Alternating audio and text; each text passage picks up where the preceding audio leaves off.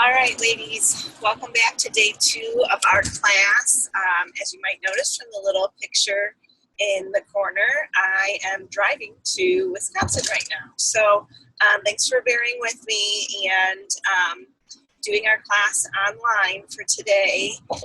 And hopefully when you're really watching this, I will be taking my CompSig exam. So just a couple of little things. We're going to work through this, but you're definitely going to want to make sure that you have your day 1 packet. All right, so, and you're going to want to also make sure, please, that you have your, your syllabus ready. Okay, so before we start, make this full screen so you all can see a little bit better. Before we start, just a couple of reminders. This is hard to do in the car. A couple of reminders. Make sure you turn in your first day form.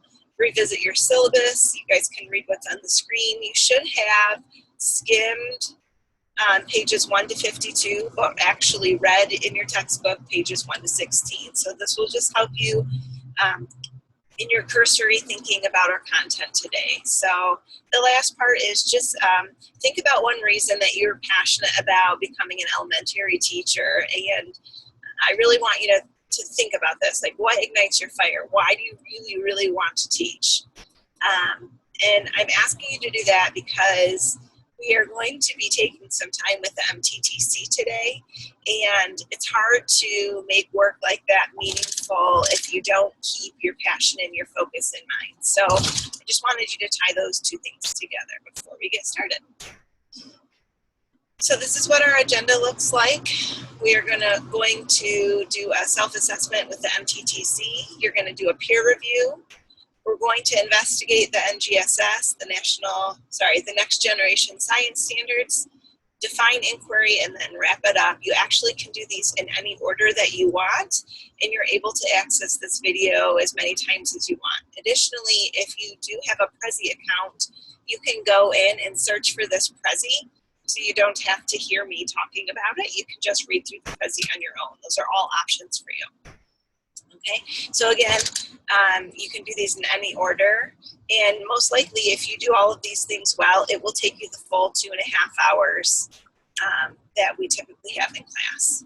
Okay, so here we go with the MTTC.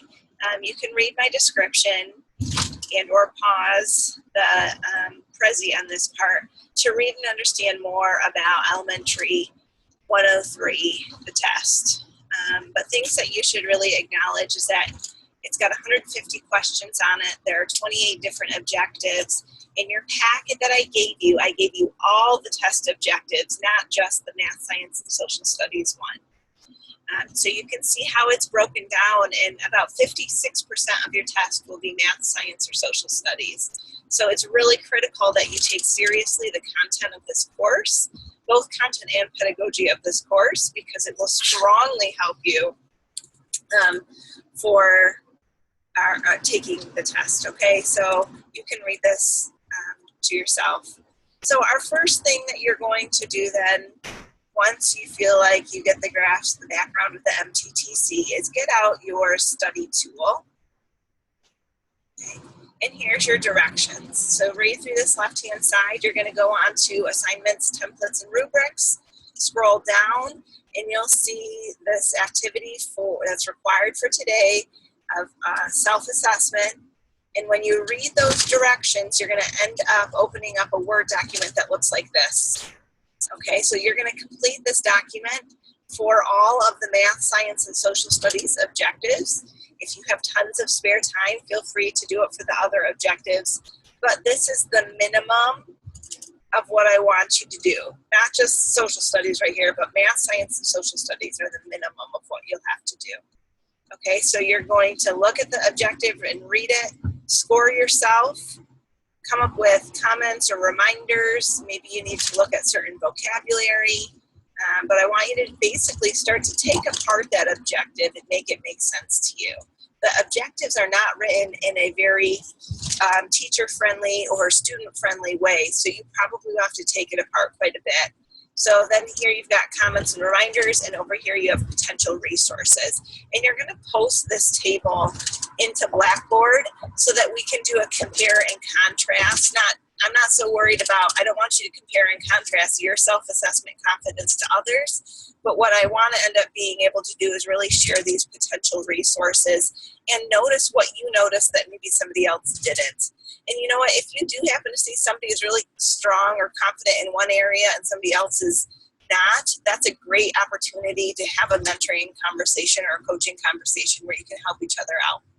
So now is a good time to pause the video and go and actually do this activity. Like I say down here, if you do this well, it'll take you between an hour to an hour and a half to really do this well. All right, and if you have questions about it, you're welcome to message me, but this is the tool that you're going to need, okay? All right, so our next activity and way we're going to spend our time is peer reviewing the letter. And again, you can either go into Blackboard and find that section that says Professional Letter Part 2, or look on, oops, I just found a typo, or look on the pink page from your first day. And on one side of it, it was your homework for writing the letter, and on the other side, it was the directions for what to do for part 2. So read those directions and complete it. And there was on one other typo, if you are in the section 2 class, this peer review of the site-based letter, this is due by Monday for you. It's due by Thursday for section 1.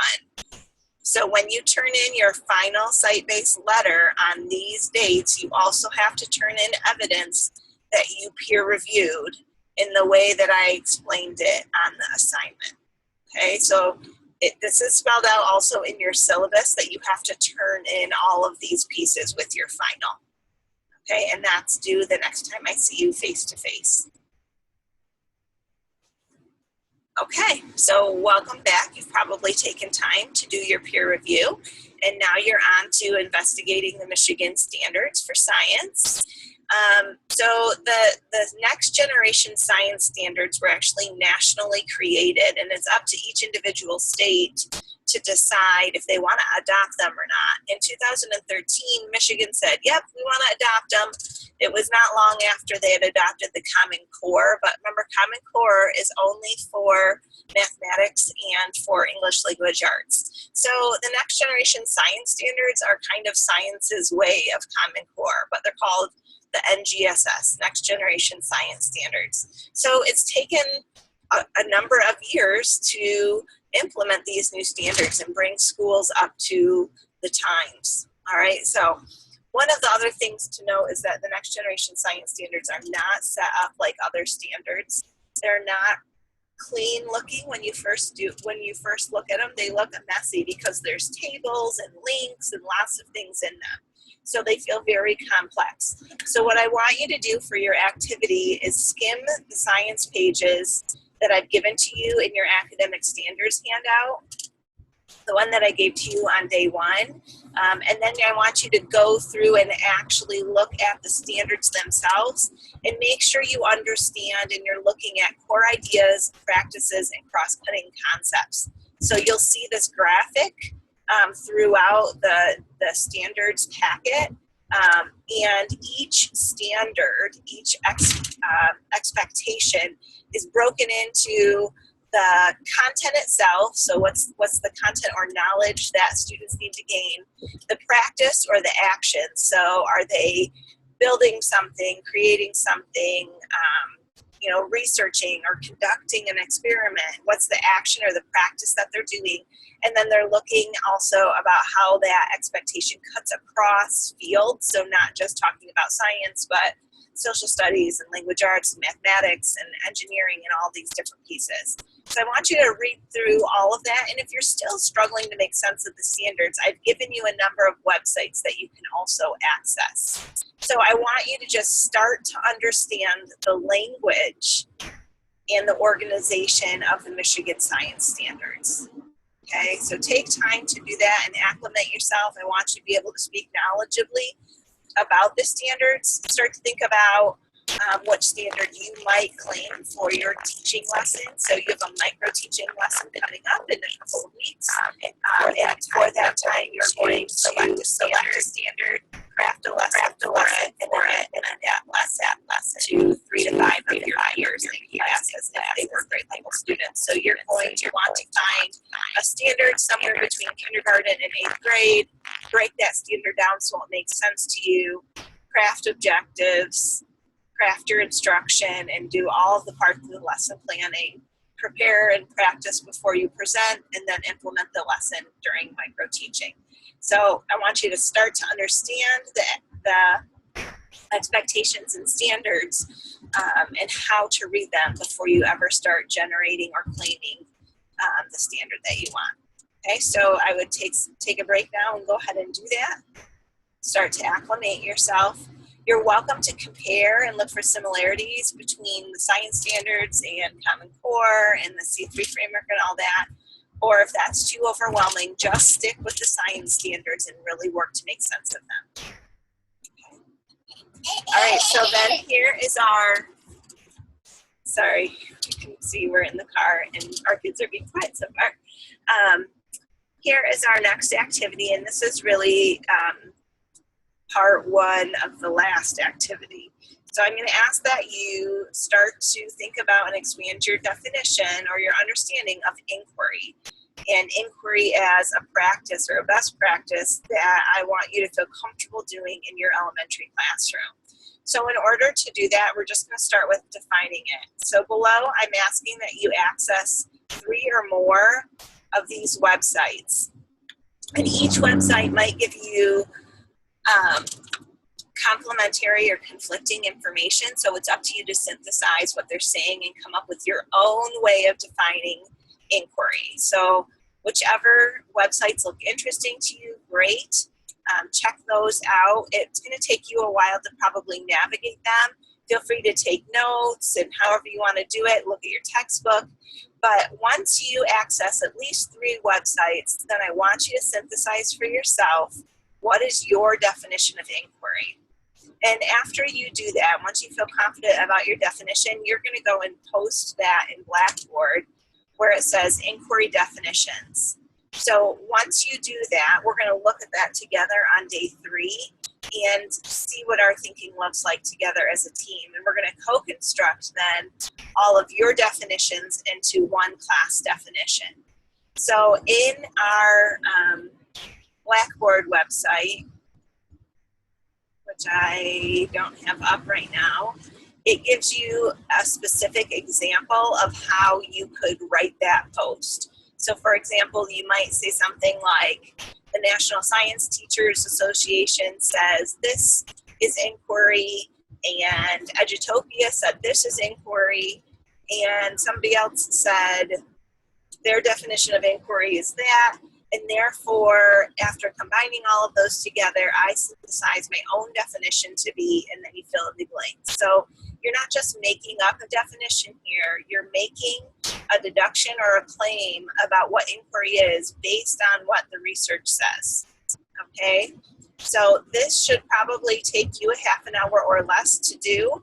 Feel free to go beyond the websites and use your textbook or talk to other professors or go to other websites, but make sure you're citing where you get this information, right? We want to give credit where credit is due.